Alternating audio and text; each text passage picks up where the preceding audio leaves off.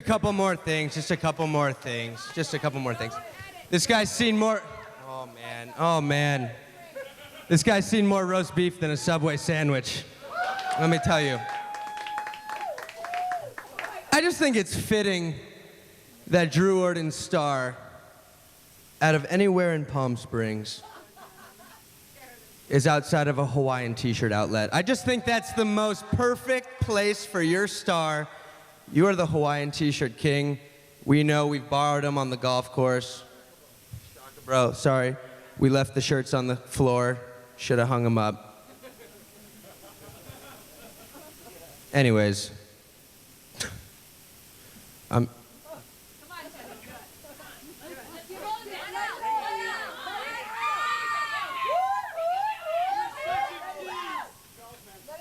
Yeah, you know what? I'm gonna quit while I'm ahead. It's been a good time. I'm not even ahead, you're right. I'm just a homeless dude wearing a suit.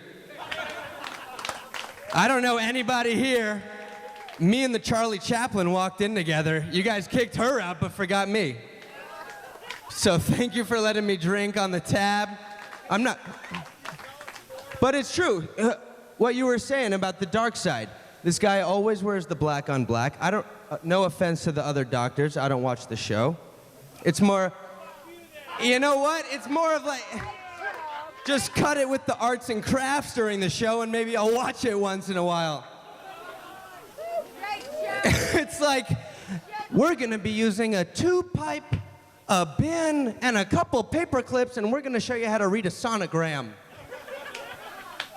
But that is awesome because my grandmother needs to know how to read a sonogram with a couple paper clips, some tubing. What? Why do I need to know how to read a sonogram? Yeah, but that's not my job.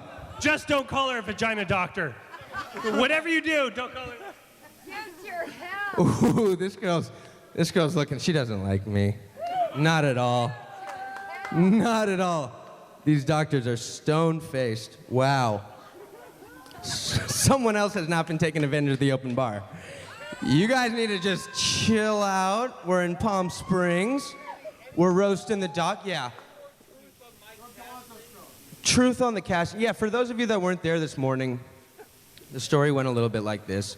I was working at the production company that was casting for the doctors. Before all of you were hired, I saw all your faces before you were cast, before you were just regular doctors, just doing your shit, running the rotation. And I pitched to Jay, I said, I know someone who's got a great face. He does, let's not lie. He's got a good face, it's the eyes. Ladies know that. It's the eyes. It's those blue eyes. And the tan, thank you. You are alive. It's good to hear from you, baby. And the tan. But it's true about the dark side. He's always in the black on black. It's like he's the grim reaper of boobs. But the story went like this. We were at a party. My friend Sonny had broken his nose. Someone hit him and just spilled his nose all over across the side of his face. And Drew, in his underwear, just like he told you guys this morning, pajamas, no. He could have been butt-ass naked coming out the door for all I remember. It was a little hazy. But he came out, looked at Sonny for a second, kind of shook his head, can't go to the hospital at this point, and just snapped that nose right back into place. It was the coolest thing I had ever seen, and it's the same thing I'm telling all of you I told to Jay McGraw, and at that point, he said, all right, we got to get this guy in. I said, he's got a good face, he's got stories, he's actually a pretty good doctor from what I hear. You guys got to meet this guy. And that's what happened, and I honestly could not be more happy for you. I love you. I only roast the ones I love, and I love the Ordons, the whole fam. Maddie, if everyone can look to the back at the fucking gorgeous, gorgeous man in the vest and all those pictures, that's who we're here for tonight. Look at that. He didn't even go to Haiti to save lives. He just went for a photo shoot. Have a good one, everybody. Woo! Haven't seen the doctors. Talk to your parole officer. All right. Maybe they have cable in jail. Okay. The last person I want to bring. Is there anyone else? I'm sorry. I'm so sorry. Tell me your name again. Rick. Please give it up for Rick.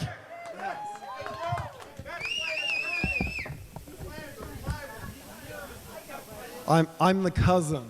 I'm the younger cousin, Rick. And hearing the roast and being a family member, I want to come to his defense. I want to rehabilitate his character. And yeah, from a very young age, he was the rising star in our family. When I was very young, he would come and lift the arm up, and the little tots we would do pull-ups on his arm. And later, when he went to college and he went to medical school, my parents told me to be like Drew. And with all this attention from all the aunts, he had all the reason in the world to be very egotistical from a very young age. I want you to understand that. We love him. And but on that note, my mom and his mom and 3 other sisters did all go through prisoner of war camp, and they were orphaned there, and they went to an orphanage for several years. And this is truly the American dream come true. It really is. And we as a family are proud of Drew.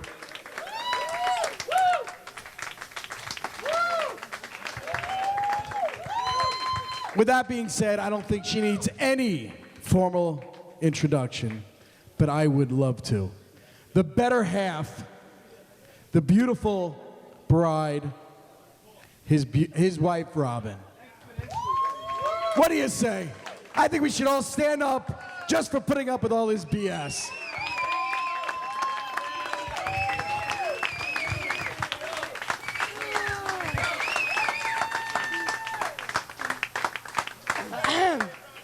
I'm really not good at this, but I thought, what can I say that relates to living with Drew for 28 years?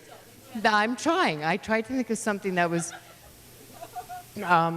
classy enough to say and still be a woman. It was tough. But 28 years ago, when I first met him, and we lived in a 1-bedroom apartment, and he used to disappear into the other bedroom. And I used to go, why is he going there? I'm sorry, honey, but this is really relatable to living with you for 28 years. Yes. And suddenly I went in about a week later, and I went in and I heard this little flatulence problem. And I said, honey, you don't have to go in there to do that. And that was the worst mistake I ever made, because for 28 years, it's pull my finger, Dutch ovens, whoa, that was a good one, wake up in the middle of the night. Even Shannon was near us the other night. She's like, whoa, it woke me up. I know. So, honey, I love you, but I just had to bring the reality of living with Drew. It's all about. But I love you, and I always say I have 3 children, and I gave birth to 2, and I married 1, and that will never, ever change. And I love you, dude. This is your day.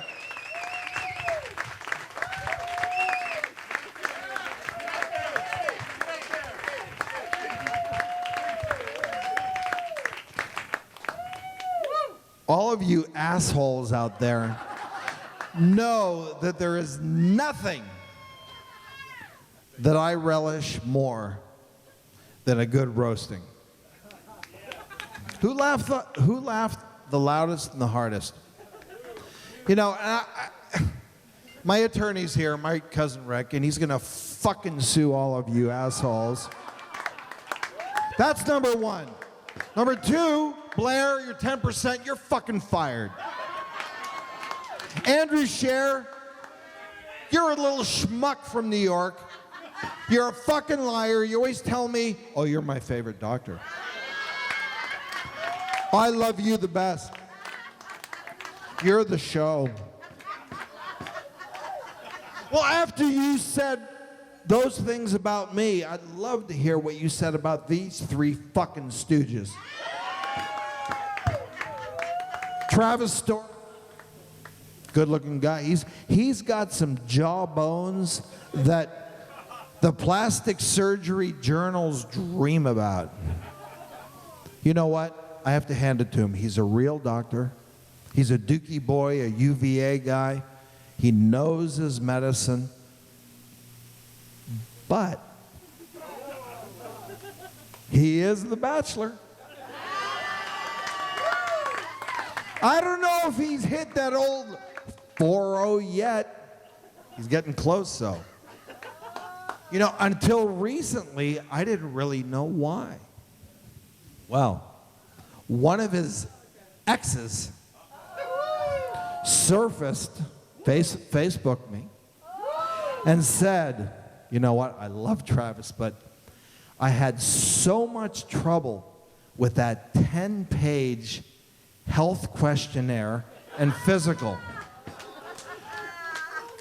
But I got through it. Then he sent me a 40-page manual that I want you to memorize, and you will be tested. To the best of my knowledge, nobody has gotten through that test. My colleague Lisa, you know, elegant, beautiful,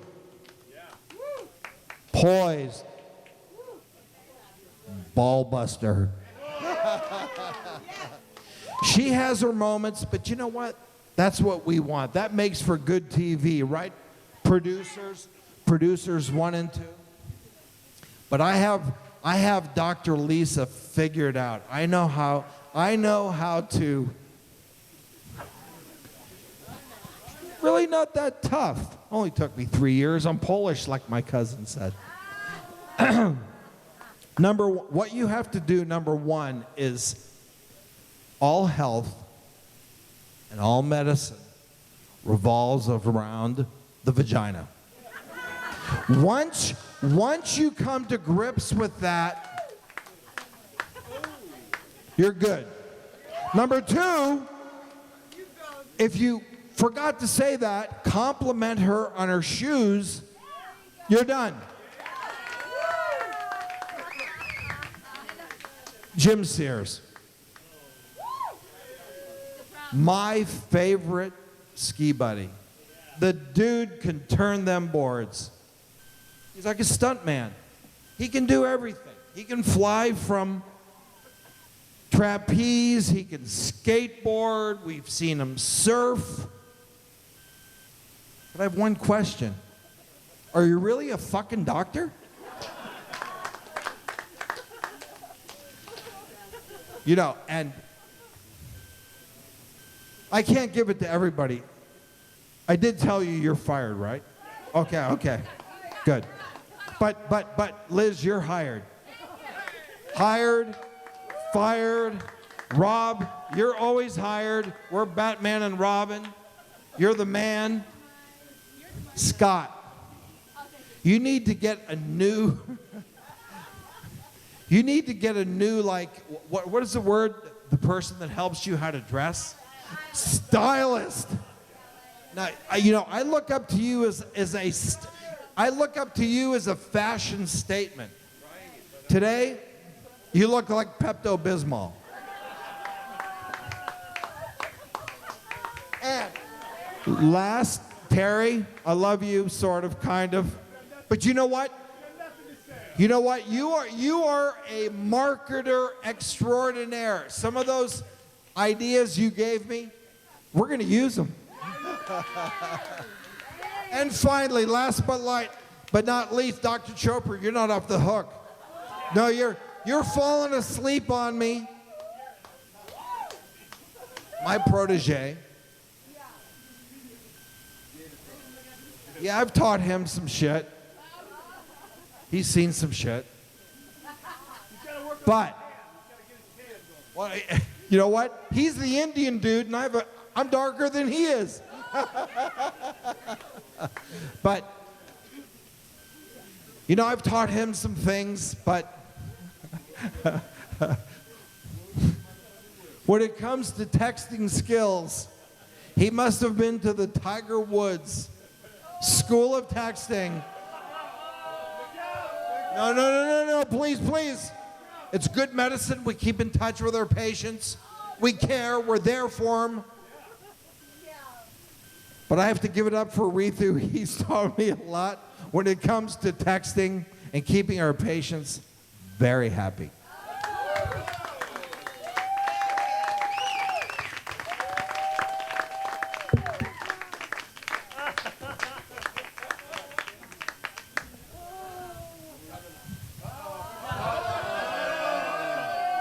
I end on good. What do you say we raise our glasses? A toast to a man, a legend, a friend, an icon, a philanthropist, the number one man, to Dr. Drew Ordon. The motherfucker's always got to get the last word in, doesn't he? This one's to Travis, to the guru and to the icon.